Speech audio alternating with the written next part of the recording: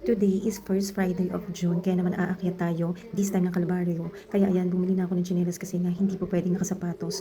Sobrang layo at tarik ng dadaanan namin. At syempre, dito muna tayo kailangan magtirik and magdasal tayo sa kaligtasan natin pag-akyat hanggang pagbaba natin na sana iligtas tayo makababa.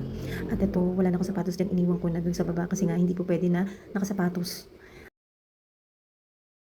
Bago tayo umakyat ng Kalbaryo, so dito muna tayo dadaan sa Ina ng Awa, magtitirik ng kandila at magdadasal. Okay, time check. Andito na tayo sa Ina ng Awa. 7:54.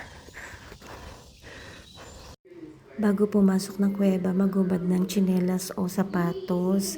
At syempre ngayon naalala ko na yung saklob ko. Ayan, kailangan magtanggal tayo ng saklob bago pumasok sa kuweba. At pagpasok dito sa bandang itong kanan, tinatawag nila itong paluhuran. So, dyan ka taimtim na magdadasal lahat ng mga kasalanan mo dyan. So, ayan. Tapos, ito yung pinaka loob ng kuweba. Ayan, magtitirik tayo ng kandila dito at magdadasal. So, ngayon papunta na tayo sa bundok ng Kalbaryo. Dito rin ang daan nun sa may Ina ng Awa. Time check, 8:05 kami umalis dito sa Ina ng Awa.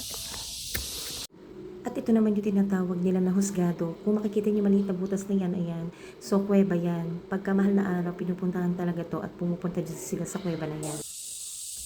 At dito, mag-uumpisa pa lang tayo paakyat papuntang Kalbaryo.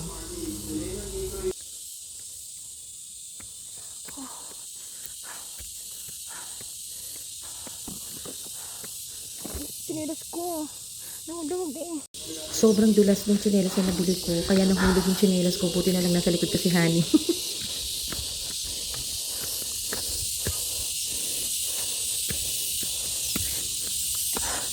Mahirap yung tsinelas ko, madulas. Ang hirap naman ko magpapaa.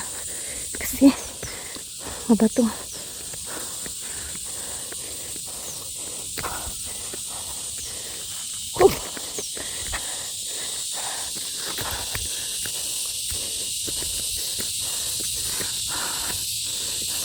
Rinig na rinig yung hingal ko ah.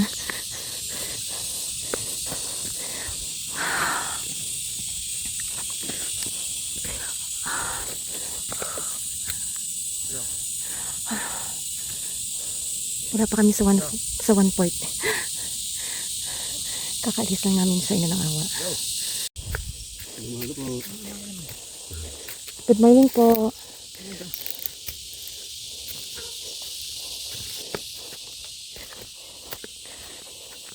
May kasabay tayo. Ako ngayon. Kahapon at saka ngayon, bukas may pasok na ako. Opo. Lagi po kayo dito pag first Friday? Nung araw po. Kami... Kami tuwing first Friday, dyan ako sa malapit, nabuhayan ako, wala akong tubig. Opo. Ako yung tinatamad ako makit dito kasi wala akong makasama. Hindi Apo. katulad nung araw. Minsan nasa kampo kami. Oh, dami. Oo, Martes Biyernes. Masaya kasi medyo madami. Yung iba hindi na kaya makit. Mahirap talagang umakyat pagka medyo tanghali na kasi nga medyo mainit na. Dapat talaga madaling araw pa lang aakyat na kayo. Dito sa part na to na inaakyat ko, sobrang tarik nito. As in, matarik siya. Guys, hindi biro ang mga bato dito. Sobrang titilos, matatalas. Kaya naman marami akong sugat sa braso ko kasi wala kang ibang kakapitan kundi mga bato at parang kayakap mo na as in. So, it's okay. Talagang part siya ng pag-akyat ng bundok. Kaya lang dapat naka-leggings tayo at saka naka-long sleeve.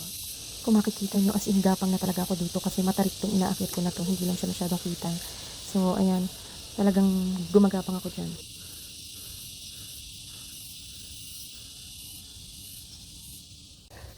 At dito, nasugatan na nga ako kasi sobrang tatalas ng mga bato dito. Baka ako nakita.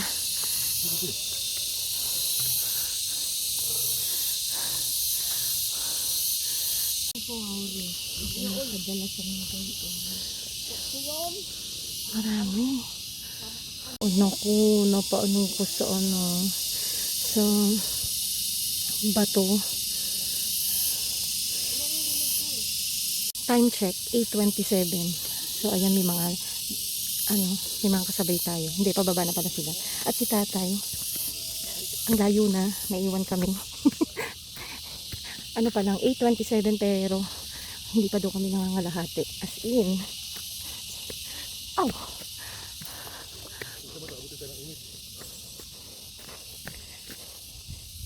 Kahit mainit din naman, hindi naman dito masyado mainit kasi nga natatakloban ng mga puno. Habang tinatahak namin ng kalbaryo, so ayan, nakita ko yung maliit na kuweba dito. Ang tawag nila dyan ay Santo Niño. May nagtitirik din dyan ng kandila.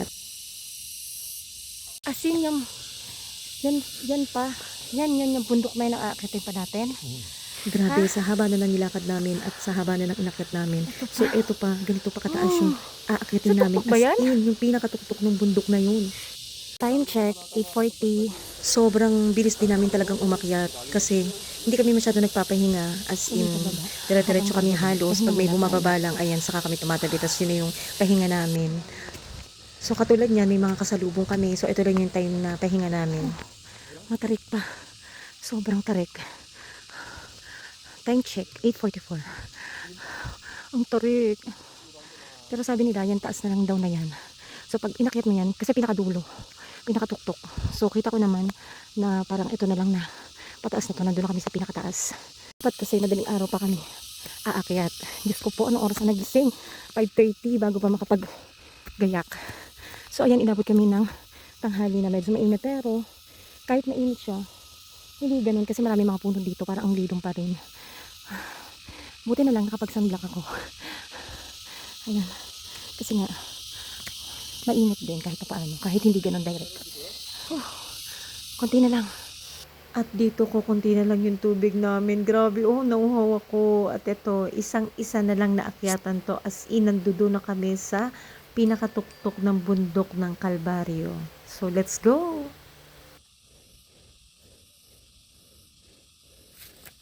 Finally, we're here na sa Kalbaryo. So, time check, 8:53. So, ito yung tatlong krus na sinasabi. Ayan. Ay, finally. Ang sarap sa feeling na nakaakyat ka sa ganito kalayo. Ito yung pinakatuktok. Pinakatuktok ng bundok na to.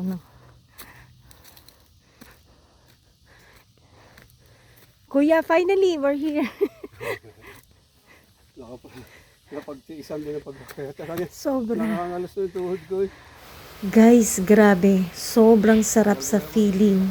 Pag nandito ka na sa pinakatuktok na to at naabot mo na itong tatlong cross na to ng Kalbaryo, napakagaan sa feeling.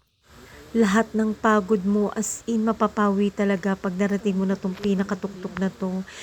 Daddy. Ano dati, guruya na ganun eh. Kendall. Dati, lagi ako may kasama dito. Iskala San Pablo, lagi ako kasama dito. Ay, nasa Kapitolyo pa yun.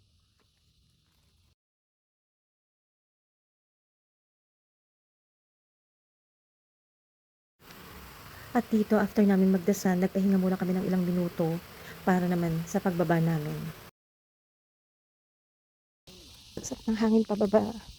So, pababa na kami. Time check, 9:08. Pababa na kami.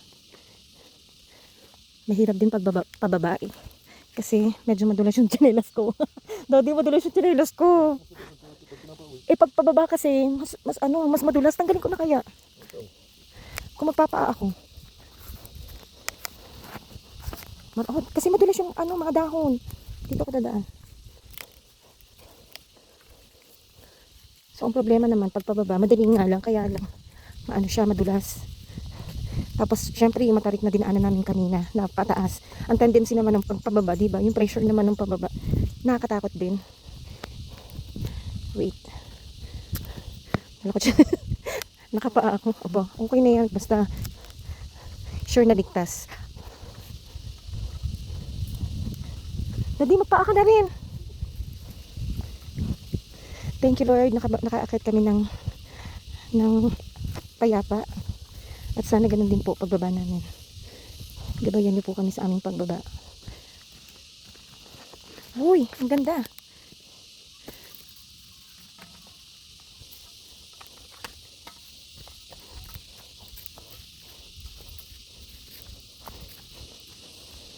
Medyo mainit na. O, diba kita mo yan? Grabe. Ito inakit naming matarik kanina, pero dito kasi hindi siya kita. Ayan, may mga paakit pa. Hindi siya kita dito. Napababa. As in, sobrang baba nito. As in, sobrang tarik. May akong video at baka ako yung magpagilong-gilong.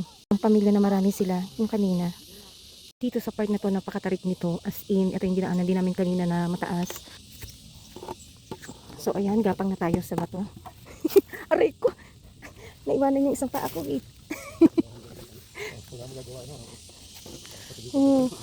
Tarik yan. At dito sa part na to, medyo nakababa na kami dyan. At ang tawag dito sa bahay na to, ito daw ay bahay ni Nanay Stella ba yun? Stella yan. Tapos ang tawag dito ay tapayan ba? Basta ganun. Matagal na daw yung tapayan na yun dyan. So sa kabila kami dumaan. Ang tarik dito ah. First time ko dumaan dito. Hindi kami dumaan sa dati namin dinadaanan. First time kong makita to at first time kong madaanan dito, mabato. Sobrang mabato dito. Pero masarap yung klima dito, parang ang lamig kasi nga batuhan siya. Time check, 10 o'clock. Nandito na po kami sa baba. Thank you Lord. Nakababa po kami ng maayos sa ligtas. Nakaakit po kami ng ligtas. After namin sa Kalbaryo, pumunta naman kami sa Kinabuhayan. So ito yung isa din na pinupuntahan tuwing mahal na araw. At kahit first Friday, may mga nagpupunta rin talaga dito. So itong balon na to, ito yung parang wishing well dito. So maghahagis ka dyan ng barya tapos hihiling ka. So marami na daw nagpatotoo dito. Marami na daw dito na humiling na nakamit nila yung kahilingan nila. At tinatawag din nila itong yapak ni Jesus. Diyan kasi sa batong yan, may korte dyan na paa ni Jesus. So ayun. And then, dito sa ilalim ng batong to, ito yung kuhanan ng tubig. Malinis yan as in natural water yan. Tapos pinaniniwalaan to na nakakagaling. Mga napupunta dito kung saan saang lugar, lalo na kapag mahal na araw at first Friday, may mga napunta rin dito para kumuha ng tubig. Alam nyo ba, sobrang lamig ng tubig dito, parang galing sa freezer. Tapos pag ininom mo, iba yung lasa niya, as in yung lasa niya manamis-namis na parang ang sarap sa feeling. So nakakagamot ito sa may mga sakit. Kaya maraming pumupunta dito para kumuha lang ng tubig at maligo. May part dito na paliguan. Kaya naman pagkakataon na namin para kumuha ng tubig, may mga bote kaming dala para lagyan, para makainom din yung mga bata. Ito yung dito ka pwedeng maligo, sobrang lamig ng tubig. Tapos pag naligo ka dito, iba yung feeling, iba yung pakiramdam mo, sobrang gaan and napaka. At pagbaba namin, dumaan na kami sandali sa simbahan. Yun lang, happy Friday everyone, God bless.